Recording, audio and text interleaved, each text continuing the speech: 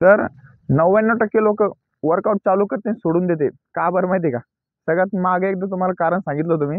Rule follow करत नाही, direct आपण हार्ड वर्कआउट चालू करतो. हार्ड वर्कआउट कधी चालू नाही करायचा, कारण की पहिली एक सवय लावा फक्त बॉडीला. तुमच्या बॉडीला सवय लागली तर आपोआप मग बॉडी ते ऍक्सेप्ट करतं. नाही तर तुम्ही हे काहीच कर.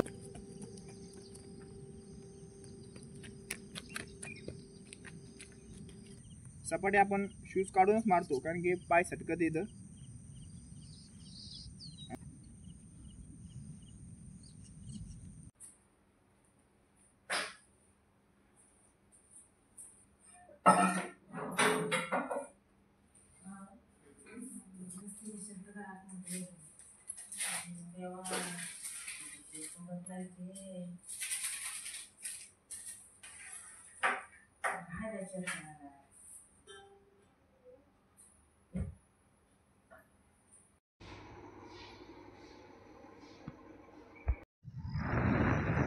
हाय, गुड मॉर्निंग.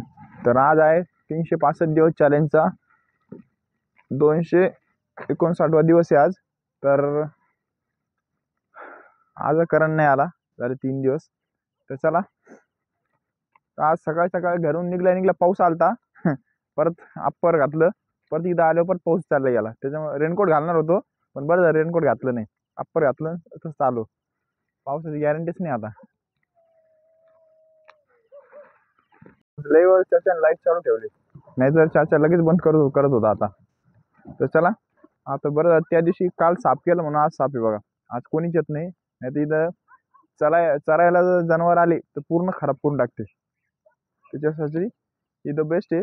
चला आता तयारी करू.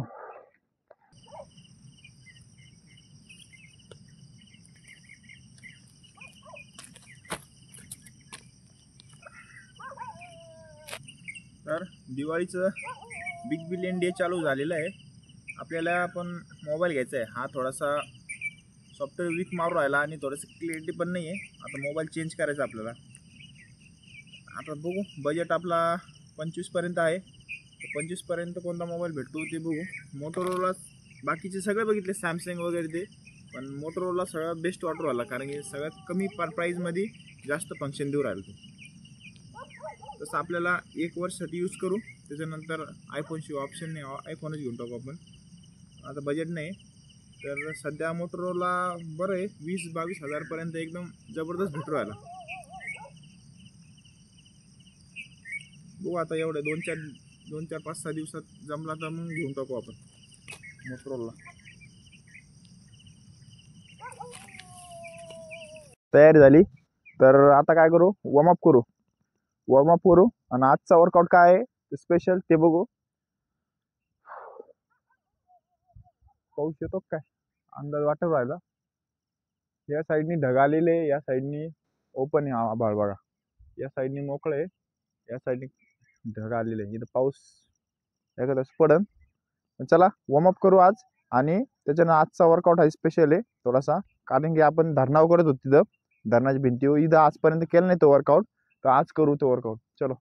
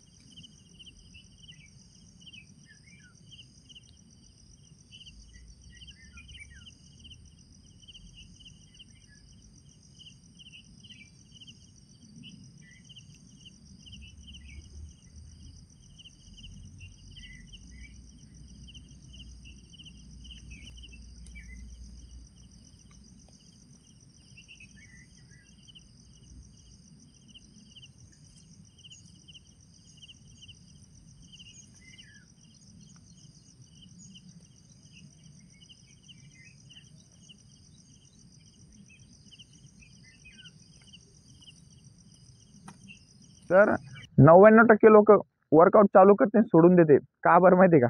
सगळ्यात मागे एकदा तुम्हाला कारण सांगितलं होतं मी. हेच कारण आहे. किंवा सगळ्यात पहिले डोक्यात विचार काय येतो, वर्कआउट चालू करायचं, रनिंग चालू करायची, आपल्याला ग्राउंडला जायचं, जिमला जायचं. हे तर ते पण कधी सुरुवात येते, एखादा मोटिवेशन व्हिडिओ बघशाल, नाही तर आपल्यासोबत एखादा मित्र, आपल्या ग्रुपमधला एखादा मित्र रनिंग बिनिंग करत असला, त्याला बघितलं, ते सांगितलं तर म्हणे नाही आपल्याला पण जायचं. ठीक आहे, जायचं. ओके, तुम्ही डन करता. दुसऱ्या दिवशी लगेच सकाळी उठून लगेच जिमला जाता, रनिंगला जाता, रनिंग करता, वॉर्मअप करता. हे मोटिवेशन फक्त 2-3 दिवस चालतं आणि नंतर बंद पडून जातं लगेच. पण हे असं बंद करून पडतं कारण की एक गोष्ट आहे, आपण काय करतो, रूल फॉलो करत नाही, डायरेक्ट आपण हार्ड वर्कआउट चालू करतो. हार्ड वर्कआउट कधी चालू नाही करायचा, कारण की पहिली एक सवय लावा फक्त बॉडीला. तुमच्या बॉडीला सवय लागली तर आपोआप मग बॉडी ते ॲक्सेप्ट करतं.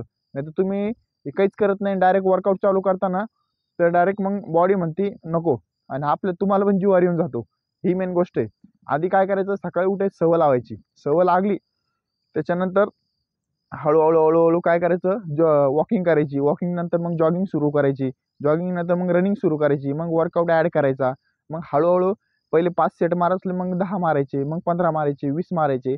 असं स्टेप बाय स्टेप चालत जायचं. स्टेप बाय स्टेप केलं तर काय होतं, आपल्या बॉडीला पण सवय लागते आणि आपल्याला पण जसं जसं आपण वर्कआउट करू तसं तसं आपल्याला इंटरेस्ट येतो वर्कआउट करायचा.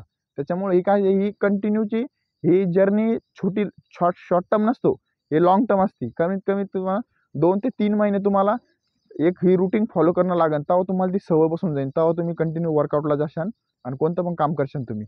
ही मेन गोष्ट असते. त्याच्यामुळं एक खट्टी मोटिवेशननी काही होत नाही. डिसिप्लिन लागतो. कामामध्ये डिसिप्लिन ठेवा. आपल्याला सकाळी उठायचं आहे, 100 पुशअप आणि 100 डिप्स मारायचे म्हणजे मारायचे. तुमचा मूड असू किंवा नसू, पाऊस पडू न पडू, जाग असू नसू, 100 ते काहीच माहीत नसतं. दिवसाचं टार्गेट ठरवलं, एवढे 100 पुशअप मारायचे, 100 डिप्स मारायचे, 2 किलोमीटर पळायचं, 3 किलोमीटर पळायचं. हे पर डे सेट करा आणि मार्किंग मारायची. आपण जसं मारतो तर पर डेची मार्किंग मारायची. 2-3 महिने कंटिन्यू केली ना, मग मार्किंगची गरज नाही. तुम्ही आपोआप बॉडी आपली सवय लागून जाते. आता मला अलार्म लावायची गरज नाही, आपोआप 5 वाजता जाग येते. हेच मेन फंडा असतो, सवय लागली पाहिजे. तर चला जॉगिंग करू आणि आजचा वर्कआउट काय आहे ते सुरुवात करू.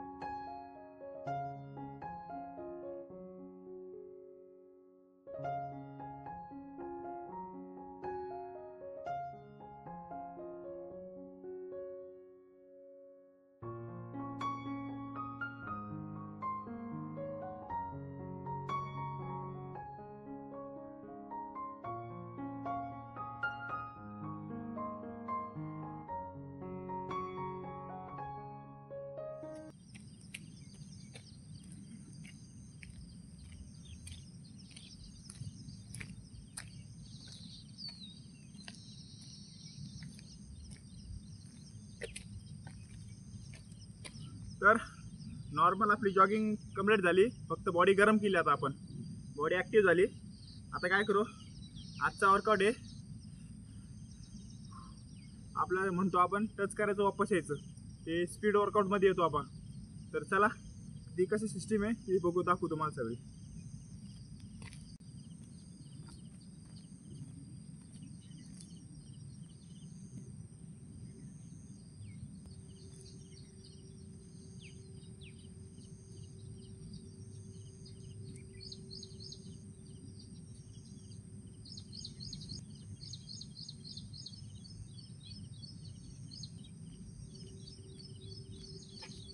चला हा वर्कआउट आहे तुम्हाला दाखवतो बघा.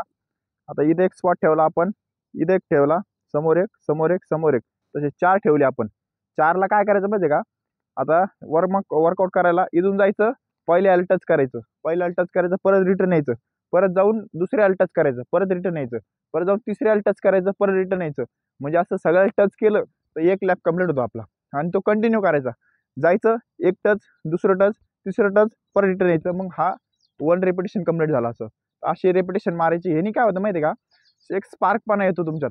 डायरेक्ट समोर चालायचं, समोरतून लगे एनर्जी टर्न मारायचा. टर्न म्हणजे एक स्पार्कपणा असतो. तो फुटबॉलमध्ये पण यूज करते, म्हणजे त्याच्याला फक्त फुटबॉलमध्ये याच्यामध्ये काय झिगझॅग यूज करते.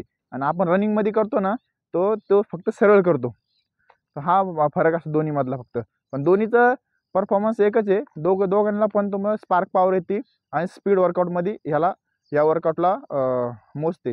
तर चला वर्कआउट चालू करू आजचा.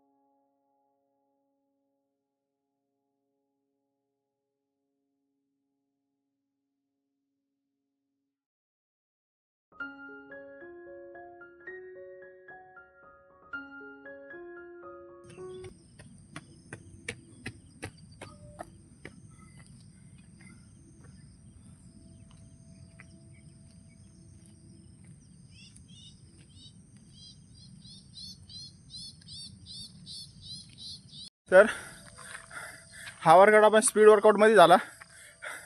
आपण याचे 10 सेट मारले. एक जाऊन वापस तीन ह्याचे कंप्लीट केले तर एक सेट करत कंप्लीट होतो. तर तसे आपण 10 सेट मारले. ह्याने काय होतं माहिती का, स्टॅमिना वाढतो आपला आणि रनिंगमध्ये स्पार्क पॉवर येते आपल्यामध्ये. आणि काप्स असते ना, काप्स मजबूत होते. कारण जाऊन खाली बसून टच करायचं आहे, नुसतं वरच्यावर पळायचं नाही. म्हणजे रनिंगमध्ये बॉडी येते तर थांबवायची, खाली टच करायचं, परत उभं राहायचं, परत रनिंग चालू करायची, परत पुढे जाऊन परत थांबायचं, खाली टच, खाली वाकायचं. ह्याने काय होतं, हे रनिंग चालू करायची बंद करायची असं. म्हणजे ह्याने काय होतं, स्पीड वर्कआउट आपली वाढती. तर चला हा वर्कआउट बिगिनर असले तर त्यांनी 2, 4, 5, 6 सेट मारायचे आता आपल्याला पलीकडे सवय होती, आता इथं जास्त मारले असते आपण, पण काय होतं इथं पाय दुखते सिमेंटच्या रस्त्यावर, त्याच्यामुळं आपला वर्कआउट कमी येणं. ग्राउंड असतं ना, ग्राउंडवर जास्त केला असता आपण. तर चला, हा वर्कआउट संपला. आता नेक्स्ट वर्कआउट काय ते बघू. चला, आपला स्पीड वर्कआउट आज एवढंच केला आपण, कारण की पाय दुखन. आता काय करू, रेग्युलरमधले आपण काय करू, स्किपिंग मारू. चला,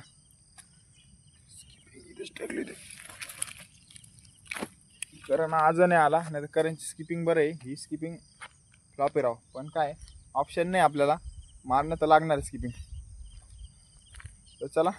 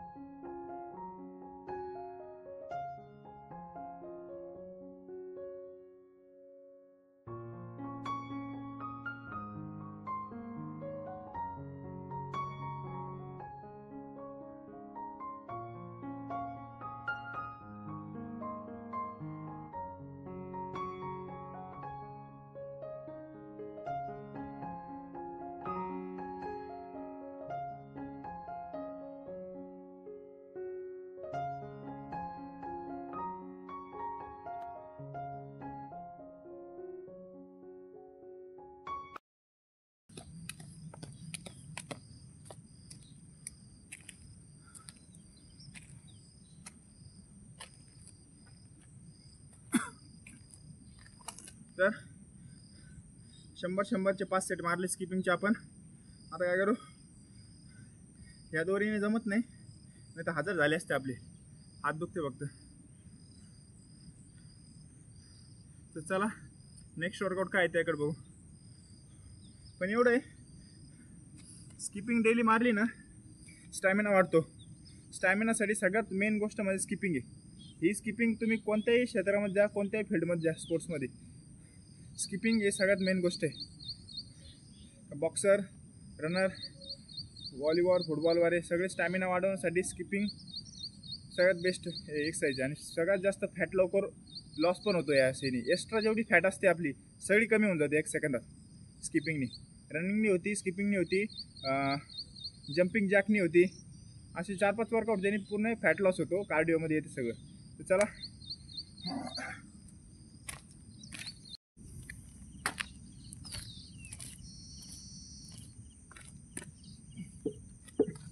कारण की सपाटी आपण शूज काढूनच मारतो, कारण की पाय सटकत येतं आणि शूज काढले ना ग्रिप भेटते पायाला.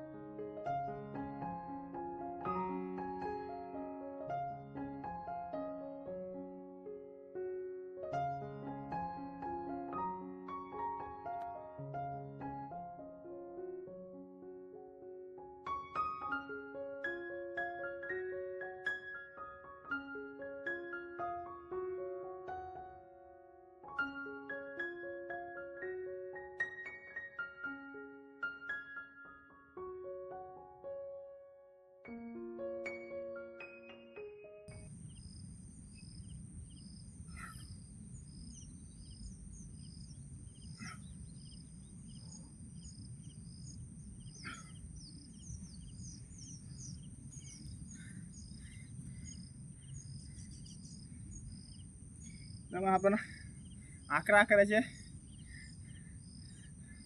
8 ते 9 सेट मारले आपण सपाटे, कारण की रेग्युलर झालेले आपले सपाटे. स्किपिंग, सपाटे, ॲप्स हे रेग्युलर वर्कआउट आहे. ह्यानी काय होतं, शोल्डर पण राहिले. पहिले आपण नॉर्मल डिप्स मारित होतो, डिप्सने नाही पण ह्यानी इफेक्ट पडतो.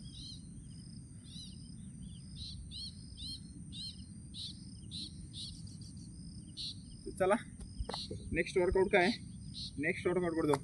आणि कधी लक्षात ठेवा, दोन्ही वर्कआउटच्या मध्ये 15 ते 20-25 सेकंदाचा गॅप पाहिजे. म्हणजे 1 ते 1 मिनिटाचा गॅप पाहिजे. एक वर्कआउट दुसरा वर्कआउट चेंज झाल्यावर, म्हणजे लॅप चेंज झाल्यावर नाही, वर्कआउट चेंज झालं. म्हणजे आप स्क्वॉट मारले, आता आपल्याला ॲप्स मारायची, तर ॲप्समध्ये 1 मिनिटाचा गॅप पाहिजे. त्याच्यानंतर म्हणजे गॅप घेतला तर नॉर्मल, तर परफॉर्मन्स ओके होतो. जास्त पण गॅप नाही घ्यायचा, कमी पण नाही घ्यायचा, मीडियम घ्यायचा आपला. तर चला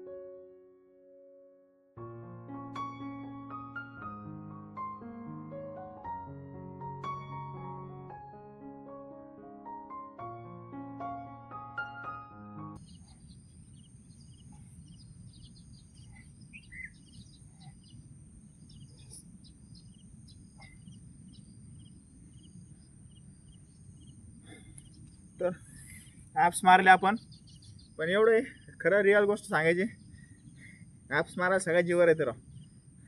त्यावेळेस स्किपिंगने आपली फॅट कमी होतो, ते सगळ्यात बेस्ट आहे. ॲप्स मारायला लय जीवर येतं, कारण की लय वेळ मारणं लागतं, तेव्हा इफेक्ट पडतो. स्किपिंगने कसं रिदमने मारलं ना, लगेच ॲप्स येऊन जाते लगेच. त्याच्यामुळं करणला फोन लावा, करण फोन उचलत नाही, काय झालं काय माहीत. तर स्किपिंग घ्यायला लागेल त्याच्याकडून, नाही तर नवीन बनवावं लागेल आपल्याला. या स्किपिंगने जमत नाही, कारण की रिपिटेशनच होत नाही, हात दुख गळून जाऊ राहिले. चला ॲप्स वर्कआउट झाला कंप्लीट आपला. तर आता फुल बॉडी स्ट्रेचिंग करू. आता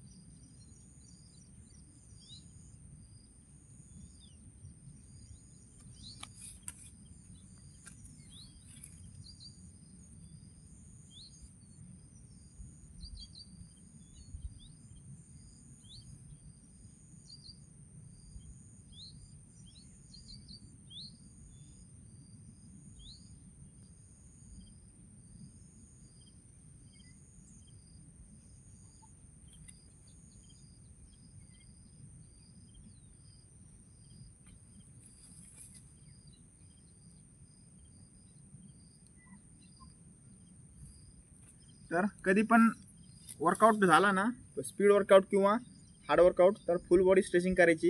हे जेवढ्या मुवमेंट सांगितलं आपण स्ट्रेचिंगच्या, सगळ्या झाल्या ना, एकदम पाय रिलॅक्स होऊन जाते आपले. त्याच्यामुळे कोणती इंजुरी किंवा काही लफडा होत नाही आपला. तर चला, आजचा वर्कआउट झाला कंप्लीट, तर जायची तयारी करू.